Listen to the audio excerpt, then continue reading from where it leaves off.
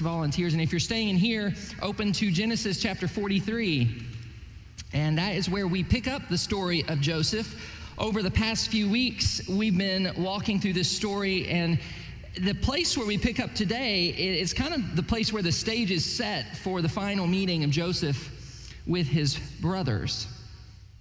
Kind of the moment where Joseph will have the opportunity to forgive and to reconcile. The opportunity to look at his brothers who had betrayed him and sold him into slavery, and his brothers who had been callous to his cries for help, who had been responsible for the 13 years that he spent in slavery in Potiphar's house and in a prison in Egypt.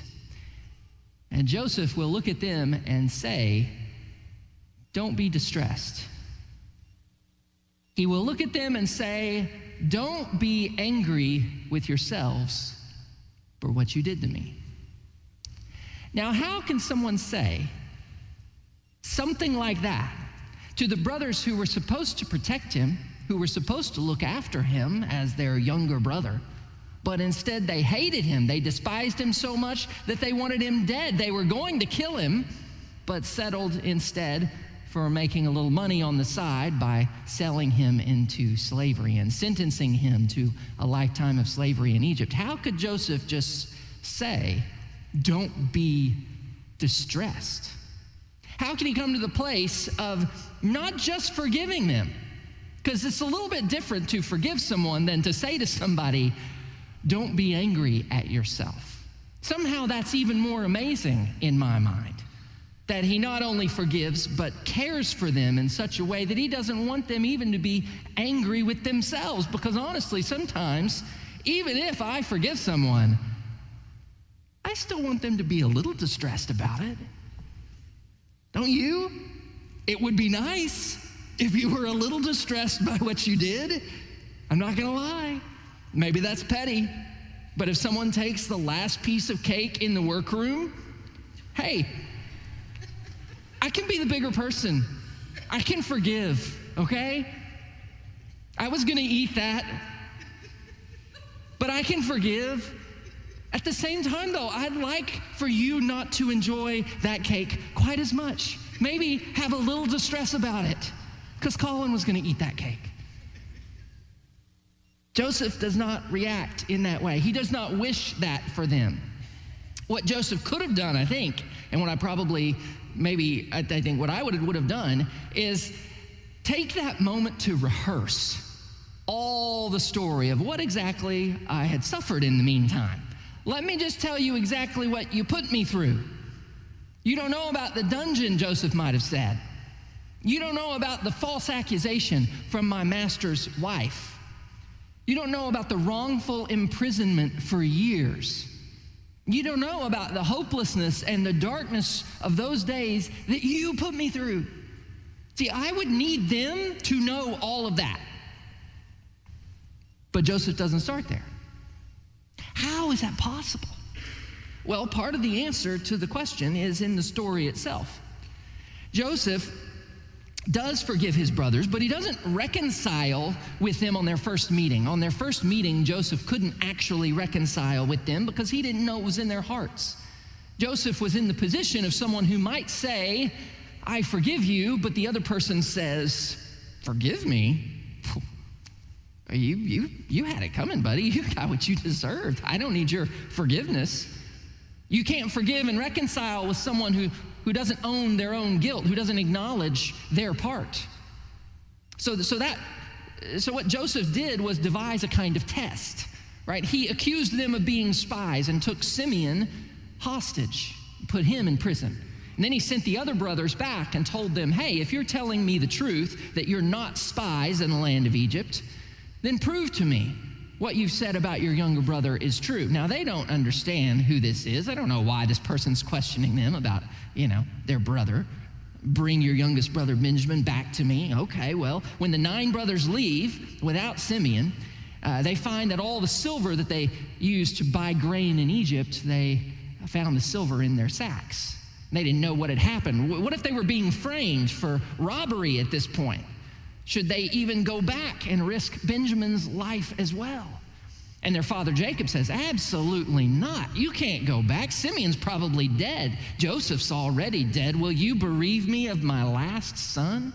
Jacob refuses to allow Benjamin to go back. But the famine is so severe, they don't have any food. It just continues to be so bad that Jacob doesn't have a choice. He says to his sons, go back to Egypt, buy more food. But Judah speaks up at this point and says, we can't go back unless Benjamin's with us. The man in charge was emphatic about that. We don't know why. They still have no idea it was really Joseph. We don't know why he questioned us so much about our father and younger brother, but it doesn't matter, because if you don't send Benjamin and us, we're going to all die of hunger anyway. And so Judah says, let us go, and I myself will guarantee his safety. You can hold me personally responsible, Judah says, for Benjamin. If I don't bring him back to you and set him here before you, I'll bear the blame all my life. So Jacob says, okay, go. And this time take double the amount of silver to repay what was left in your sacks last time. So they come back to Egypt. And they find Joseph. They don't really know it's Joseph. And to their surprise, they are told that they are invited to be guests in this Egyptian prime minister's house. It's really Joseph, but they have no idea. They're very suspicious, actually. They think that this is really some ploy to arrest them because of the silver or something. But the steward of the house says, no, I received your silver. I got your silver. The books are all balanced, he says. And then he says something really strange. He says, your God, the God of your father, has given you treasure in your sacks. He says, it's a gift from God. And then he brings Simeon out from the prison to join them and says, you're going to have a meal. And this is a hint. This is a really weird thing for an Egyptian to say, but obviously Joseph is the one who put the silver in the sacks, but it's a hint that God is actually in this. It's a subtle clue that God's hand is directing the meeting. God's hand is working in the hearts of the brothers, as we see from their suspicion at every turn. God is pricking their hearts because at every turn they keep thinking, somehow this has something to do with what we did so many years ago. So they come into Joseph's house for the meal, and they bow down to Joseph. Twice it tells us this. This emphasizes the fulfillment of Joseph's dream from 22 years ago. Another hint that God has ordained this time, this spot, this meeting. Let's pick up there in verse 29, Genesis chapter 43. Verse 29 says, as he looked about, that's Joseph, looked about and saw his brother, Benjamin, his own mother's son, he asked, is this your youngest brother, the one you told me about? And he said, God be gracious to you, my son. And deeply moved at the sight of his brother, Joseph hurried out and looked for a place to weep. He went into his private room and wept there. After he had washed his face, he came out, and controlling himself, he said, serve the food. Let's skip to verse 33 here. The men had been seated before him in the order of their ages, from the firstborn to the youngest. And they looked at each other in astonishment. When portions were served to them from Joseph's table, Benjamin's portion was 5 times as much as anyone else's. And so they feasted and they drank freely with him. Why is Joseph seating them in order of birth? Do you see what Joseph is doing? He's showing favoritism to the youngest. He greets him with a special greeting. God be gracious to you. And then he serves the meal, seating them oldest to youngest as a way of recreating the tension and sibling rivalry and ranking. And he favors the last, the youngest, Benjamin, with the larger portions of food than anyone else. If any jealousy existed towards Benjamin from any of the other brothers at this point, this kind of special treatment from such a powerful figure as the prime minister of Egypt would surely have gotten under the skin of the brothers. Joseph is laying the groundwork carefully for the final test of the hearts of his brothers. But it's clear that he can barely control his tears. He's overwhelmed with emotion. This ruse is not easy. He's going to place them in a position where the brothers will be strongly tempted to treat Benjamin as they had treated Joseph so many years earlier. And if they respond with jealousy and hatred, Joseph will know they haven't changed at all. But if they respond with loyalty, then this test will prove their repentance. not just to Joseph, but to the brothers themselves. Because sometimes you might not know if you have truly repented until you find yourself in the same situation and discover that you can't act in the way that you acted before. The situation is the same, but you are different. So here's the setup. Joseph tells his steward to fill the men's sacks with grain and to put the silver back in the sacks, but to put a special silver cup, a special silver goblet that belonged to Joseph, to put that in Benjamin's sack, the youngest one's sack. And he's going to frame Benjamin as a thief. And then he sends them away, and here's what happens in verse 3 of chapter 44. This is the next chapter, verse 3. As morning dawned, the men were sent on their way with their donkeys. They hadn't gone far from the city when Joseph said to his steward, "Go after those men at once, and when you catch up with them, say to them, 'Why have you repaid evil with good, or good with evil? Isn't this the cup my master drinks from and also uses for divination? This is a wicked thing you've done.' And when he caught up with them, he repeated these words to them. But they said to him, 'Why does my Lord say such things? Far be it from your servants to do anything like that. We even brought back to you from the land of Canaan the silver we found inside the mouths of our sacks. So why would we steal silver or gold from your master's house? If any of your servants is found to have it, he will die, and the rest of us will become my Lord's slaves.' 'Very well then,' the steward says, 'let it be as you say. Whoever is found to have it will become my slave, and the rest of you will be free from blame.' Not exactly the same thing. Each of them quickly lowered his sack to the ground and opened it. Then the steward proceeded to search, beginning with the oldest and ending with the youngest, and the cup was found in Benjamin's sack. At this they tore their clothes, and then they all loaded their donkeys and returned to the city." Now the choice before them is momentous. The band of brothers will be free to go. So would they? Benjamin appears to be guilty. I mean, it appears that he's stolen the cup after all, and now will face the judgment of the master over all the land of Egypt. They don't know for certain that Benjamin is innocent, and this is absolutely key to the story. For all they know, Benjamin might have stolen the cup. Let him get what's coming to them. You know, he's the one who did it. We didn't do anything. It's his fault. This is the choice they have. When faced with the pressure to abandon their youngest brother to slavery, would they? The past was rising up to meet them, to face them.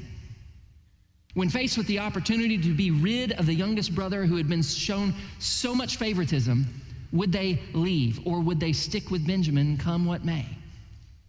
And I'm sure that Benjamin protested his innocence, but we don't get any of that in the story. Benjamin never speaks a word. What comes next is the defense, but it doesn't come from Benjamin. It comes from Judah. It's Judah who stands up to speak before Joseph. Judah, the same one who convinced the rest of the brothers to sell Joseph in the first place, speaks now. If anyone bears the lion's share of the guilt, so to speak, of Joseph's fate, it was Judah. And all the suspense and the tension of the story kind of slows down and focuses on these two sons of Jacob, Joseph and Judah, so that Judah becomes the representative of the rest. And listen to what he says in verse 14. Joseph was still in the house when Judah and his brothers came in, and they threw themselves to the ground before him. Joseph said to them, "What is this you've done? Don't you know that a man like me can find things out by divination?" "What can we say to my Lord?" Judah replied. "What can we say? How can we prove our innocence? God has uncovered your servant's guilt." See that? God has uncovered your servant's guilt. Judah is not pleading their innocence. He doesn't say, "Our brother's innocent. None of us stole the cup. Let us go." Now, presumably, he doesn't know whether Benjamin is really innocent or not. But that's not the issue for him right now. He says, God has uncovered the guilt of your servants. We've tried to get away from this for 20 years. We've tried to run from what we've done. We've tried to lie to our father and bury it. Our father who has grieved for 2 decades the loss of his son, our brother. And we've kept up the lie and the charade, but finally it's caught up with us. This is the work of God to bring us to reckoning for what we've done. Now, of course, he can't say all this to some Egyptian stranger, so he shapes his speech as something that's kind of ambiguous. On the surface, he's simply accepting the guilt of the stolen cup, because either Benjamin really has stolen the cup or God has placed the cup in there as an act of judgment. But either way, Judah knows in his spirit, this is about our old guilt. We are guilty. The guilt we must accept now with whatever consequences there are. And whatever divine retribution is in this, we have to accept it as just. So Judah says, we are now my Lord's slaves. We ourselves and the one who was found to have the cup. But Joseph said, far be it from me to do such a thing. Only the man who was found with the cup will become my slave. The rest of you go back to your father in, say it with me, peace. Shalom, peace. I wonder if that's something Judah had been longing for a long time. Peace. What must that be like? You think Judah has had peace for the last 22 years? Nope. So it comes to this. Judah could go home. Will he take the out? Will he save his own skin and leave Benjamin in Egypt? Or does he see that there can be no peace as long as he runs from his guilt? And what follows is the longest speech in the book of Genesis, and one of the most poignant and eloquent in all of the Old Testament. Verse 18, then Judah went up to him and said, pardon your servant, my Lord. Let me speak a word to my Lord. Don't be angry with your servant, though you are equal to Pharaoh himself. My Lord asked his servants, do you have a father or brother? And we answered, we have an aged father, and there's a young son born to him in his old age. His brother is dead, and he's the only one of his mother's sons left, and his father loves him. Then you said to your servants, bring him down to me so I can see him for myself. And we said to my Lord, the boy cannot leave his father. If he leaves him, his father will die. But you told your servants, unless your youngest brother comes down with you, you will not see my face again. When we went back to your servant, my father, we told him what my Lord had said. Then our father said, go back and buy a little more food. But we said, we can't go down. Only if our youngest brother is with us will we go. We can't see the man's face unless our youngest brother is with us. Your servant, my father, said to us, you know that my wife bore me 2 sons. One of them went away from me, and I said, he's surely been torn to pieces, and I have not seen him since. If you take this one from me too, and harm comes to him, you'll bring my gray head down to the grave in misery. So now if the boy is not with us when I go back to your servant, my father, and if my father, whose life is closely bound up with the boy's life, sees that the boy isn't there, he will die. Your servants will bring the gray head of our father down to the grave in sorrow. Your servant guaranteed the boy's safety to my father. I said, if I don't bring him back to you, I will bear the blame before you, my father, all my life. Now then, please, let your servant remain here as my Lord's slave in place of the boy, and let the boy return with his brothers. How can I go back to my father if the boy is not with me? No, don't let me see the misery that would come on my father. Judah's passionate request is, take me. I will offer myself. I will stand as a substitute for the boy. The same man who hatched the plan to sell Joseph, he stands before Joseph now humbled, exposed, ready to sacrifice himself, and says, take me, let him go. And Judah didn't know it was a ruse. He had no idea it was a contrived scenario. He thought this was real. The only way to save the boy is if I offer myself in his place. And the truth is, Judah says, I really deserve to be in his place, because it's finally time for me to own the past.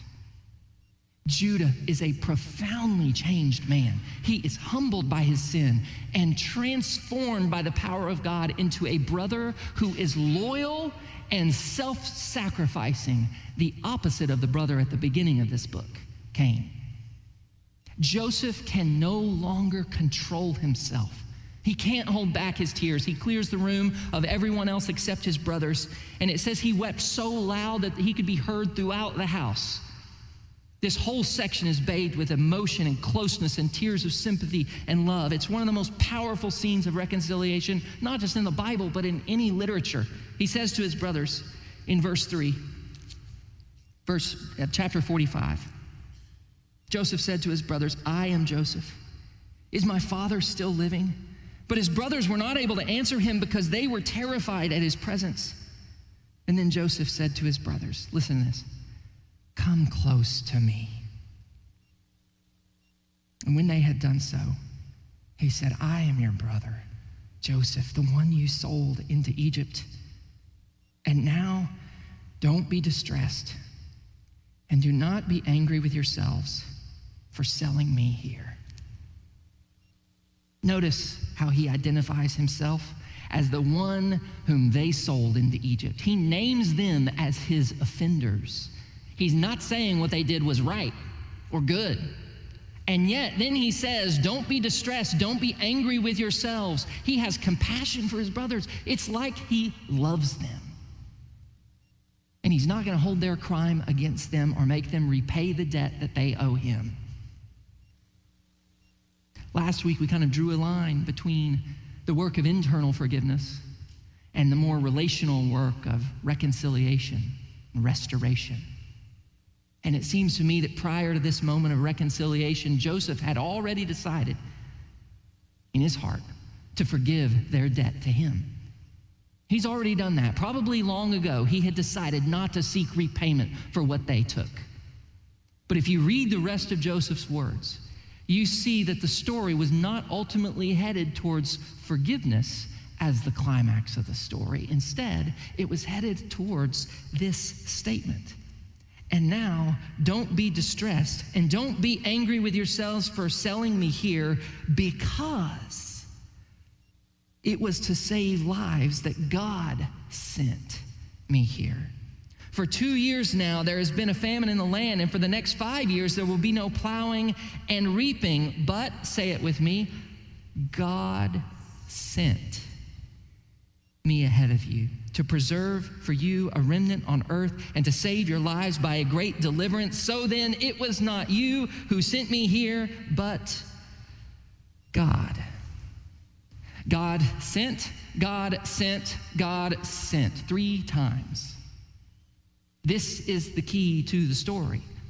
How can Joseph say, don't be distressed? Because the tragedy of their sin was going to be the stage on which a much bigger story was going to play out.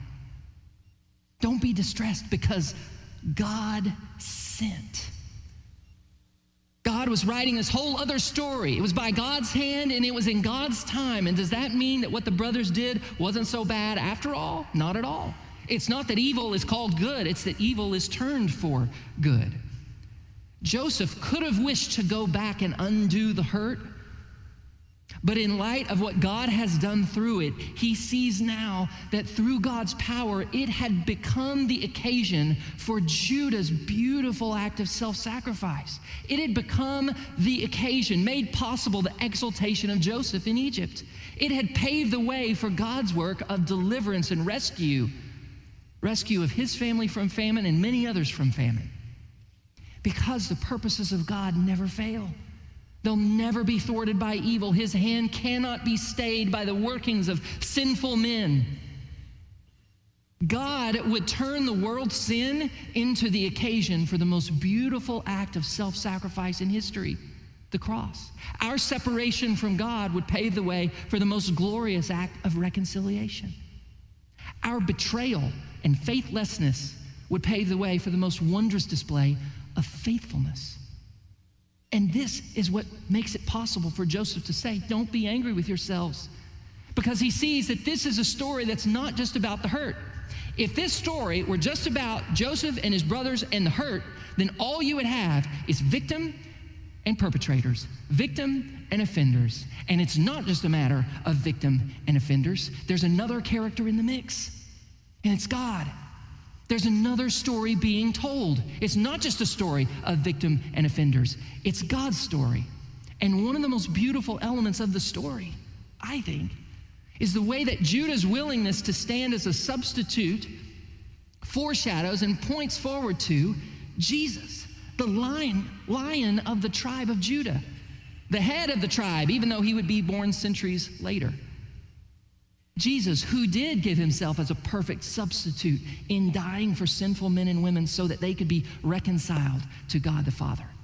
This is early evidence in Scripture that substitution lies at the heart of forgiveness and reconciliation.